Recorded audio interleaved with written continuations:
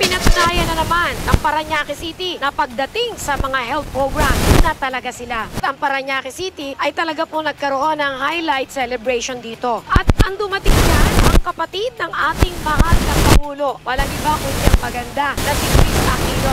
Oy, maka-Chris Aquino na ako ha. Ang mga humahataw na programa ni Mayor June Bernabesa. Hataw pa, Parañaque. Marami ho tayong programa katulad po ng binanggit ko kanina sa press conference, yung birthing facility na program na local government at saka ng WHO. Member tayo ng World Alliance for Healthy Cities. May mga nakuha tayong mga awards sa WHO. Kamakailan binigyan tayo ng award na Presidente ng Pilipinas doon po sa Galing Pook Award kung saan ang ipinasok nating programa ay yung adolescent-friendly reproductive health services. Paano po ngayon gagawin ngayon ng local government unit to continue this campaign? Tuloy-tuloy na po ito. Sa loob po ng 30 araw, April 4 hanggang May 4, 91 vaccinators ang magdo-door-to-door sa buong Parañaque. 8 months old up to 8 years old na mga bata.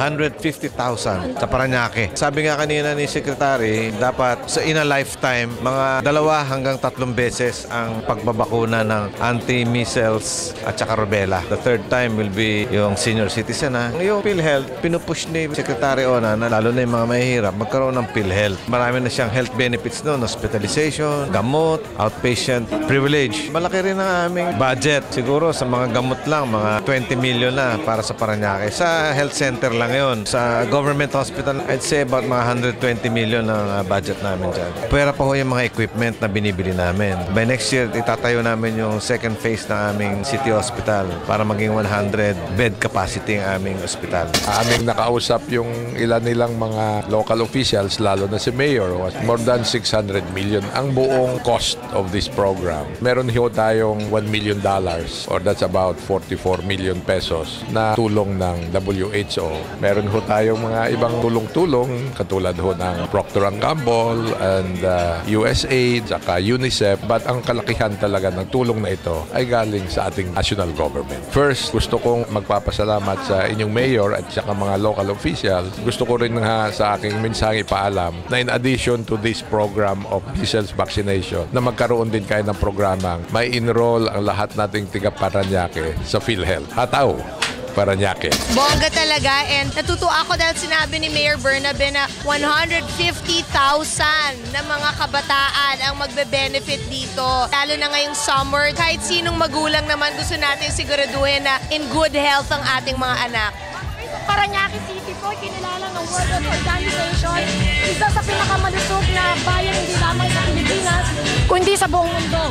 Wow, bongga! Mayor, bakit ikaw isa sa pinaka-healthy? Sabi nila, sa buong mundo daw, isa sa pinaka-healthy ang Parañaque. Why? We're a member of the Healthy Cities. Masipag yung aming city health officer. Nililinis namin yung river. We teach them how to take care of their garbage. Hataw pa, Parañaque? Yes, hataw na hataw. Ang Parañaque City has always been active sa health program. Lagi pong nangunguna sa mga programa kung saan nakapagbigay ho tayo ng mga benepisyo sa ating mga kababayan. Sustentado po siya. Ang ating Parañaque City was recognized and awarded by the World Health Organization dahil sa mga programang pinatutupad ng lungsod regarding adolescent health reproductive system. Hataw pa, Parañaque! We want to congratulate all mayors, Mayor of Parañaque especially, because of the fact he hosted this very important event. It's a very important activity for the Philippines. It's a very important activity for the world. It cannot be underestimated. It has always supported, supported technical and also financial resources, very actively involved in supporting this vaccination campaign. Parañaque City is one of the awardees of the World Health Organization, one of the healthiest city, not only in the Philippines, but all over the world. That's fantastic.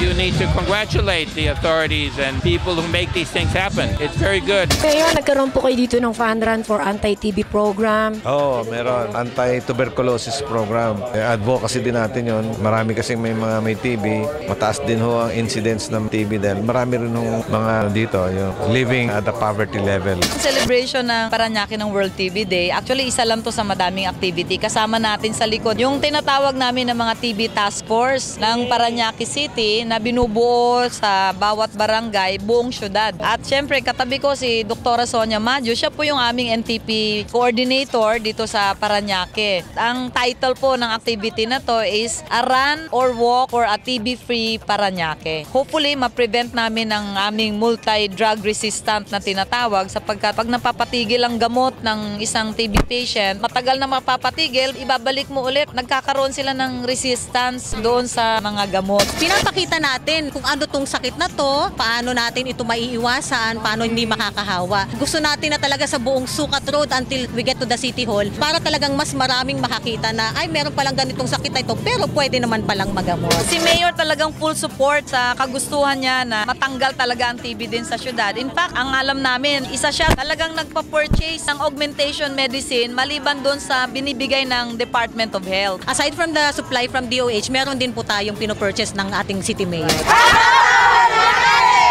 Karoon kami ng earthquake drill last week with the Parañaque Elite Rescue Unit. Mga empleyado natin, binigyan natin na drill para kung sakali magkaroon ng sakuna. Meron naman kami mga equipment na pinupundar at yung mga barangay governments dito sa Parañaque ay tinitrain namin yung kanilang mga rescue units. Huwag naman mangyari, meron tayong kahandaan. Nagkaroon ng earthquake drill dito sa City Hall ng Parañaque. Ito ay paghahanda para sa magiging senaryo balang araw. Nagsimula ang paghahanda nung nagkaroon ng pagpupulong ang konseho ng tinatawag na City Disaster Risk Reduction and Management Council.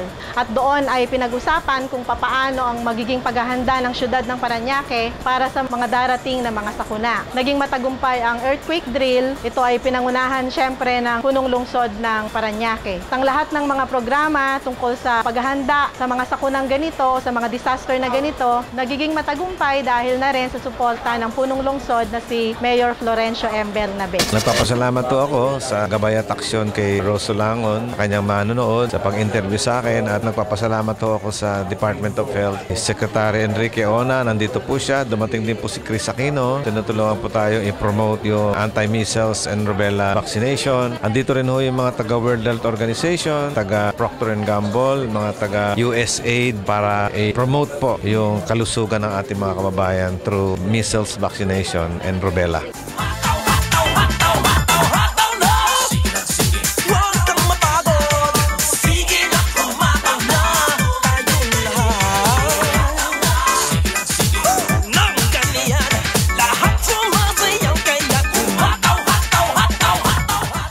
Ito po si Mayor Jun Bernabe ng lungsod ng Parañaque. Papasalamat sa inyo pong muli sa inyong panonood at pakikinig sa aming pong report sa mga pangyayari po dito sa lungsod ng Parañaque. Hataw pa, Parañaque!